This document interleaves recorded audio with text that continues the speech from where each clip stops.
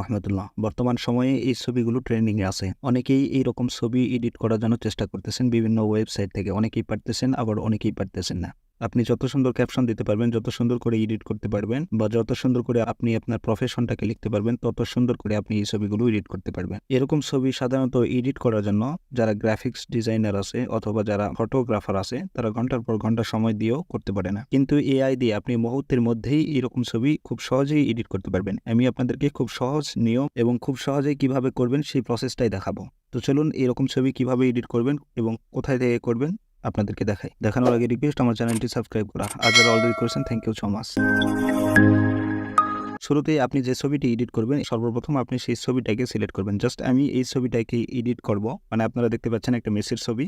তো জাস্ট এই ছবিটাকে এডিট করার জন্য আমি যেটা করব, সর্বপ্রথম আপনাকে যেটা করতে হবে, এখান থেকে আপনি আপনার গ্যালারি থেকে এটাকে স্কোয়ার সাইজ করে নেবেন। এজন্য আমি এডিটে ক্লিক করে দিলাম। দেওয়ার পরে এখান থেকে ক্রপে চলে আসলাম। আসার পরে এখান থেকে স্কোয়ার সাইজটা আমি বেছে নিলাম। এরপরে এই ছবিটা ধরে আমি স্কোয়ার সাইজ, মানে যত সুন্দর করে আপনি ছবিটাকে নিতে পারবেন তত সুন্দর এটা এডিট করবে। ছবিটা স্কোয়ার সাইজ হয়ে গেল। এখন যেটা করব, আমাকে এই ছবির ব্যাকগ্রাউন্ডটাকে রিমুভ করতে হবে। আর এর জন্য আপনি ক্রোম ব্রাউজার থেকে ব্যাকগ্রাউন্ড ডট বিজি লিখে রিমুভ করতে পারেন, বা রিমুভ বিজি যে অ্যাপসটা আছে এই অ্যাপসটাকেও আপনারা ইনস্টল করতে পারেন। মেবি 5 MBর একটা অ্যাপস। জাস্ট এই অ্যাপসটাকে আপনারা ওপেন করার পরে আপলোড ইমেজে এখানে ক্লিক করার পরে আপনারা সেই ছবিটাকে সিলেক্ট করে দিবেন। এরপরে কিছুক্ষণ ওয়েট করলে এই ছবিটা অটোমেটিকলি এটার ব্যাকগ্রাউন্ডটা রিমুভ হয়ে আপনাদের সামনে চলে আসবে। এই যে দেখেন ব্যাকগ্রাউন্ড রিমুভ হয়ে গেছে। এখন এখান থেকে সিম্পলি আপনি ডাউনলোডে ক্লিক করে এটাকে ডাউনলোড করে নেবেন। এবং ছবির ব্যাকগ্রাউন্ড যখন আপনার রিমুভ হয়ে যাবে তখন আপনি এখান থেকে বের হয়ে যাবেন এবং আপনি আপনার ফোন থেকে ক্রোম ব্রাউজারে প্রবেশ করবেন। জাস্ট ক্রোমে আসার পরে আপনারা সার্চ বারে টাইপ করবেন হুগিং ফেস ইলিউশন।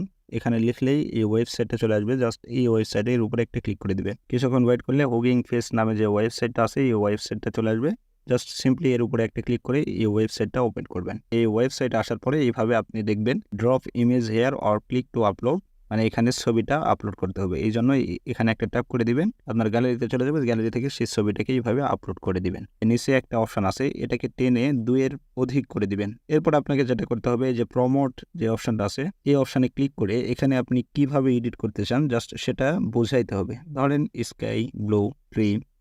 এরপরে আপনি চাইলে আরও অনেক কিছু লিখতে পারেন, যে গাড়ি থাকতে পারে বা বিল্ডিং থাকতে পারে অথবা সমুদ্র বিচে হতে পারে, আরও কিছু লিখতেছি। লেখা হয়ে গেলে, মানে আপনারা এখানে আপনারা যেভাবে এডিট করতেছেন সেভাবে লেখা হয়ে গেলে আপনারা নিচে রানে একটা ক্লিক করে দিবেন। এবং রানে ক্লিক করার পরে সাধারণত যে সমস্যাগুলো হয়, উপরে দেখবেন যে রানিং অন এই যে লেখাটা আমি দাগ দিয়ে দিচ্ছি, এই যে আপনাদের সামনে এরকম হয়তো ওয়ার্নিং আসতে পারে বা এরর আসতে পারে।